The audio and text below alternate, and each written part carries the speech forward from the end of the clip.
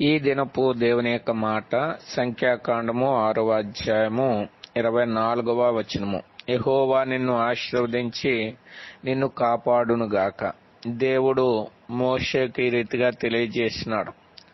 అహరోనుతోనూ అతని కుమారులతోనూ ఈ రీతిగా తెలియజేయము, మీరు ఇశ్రాయేలును ఎలాగూ దీవింపవలనని తెలియజేయమని దేవుడు తెలియజేసినటువంటి వాడుగా ఉన్నాడు.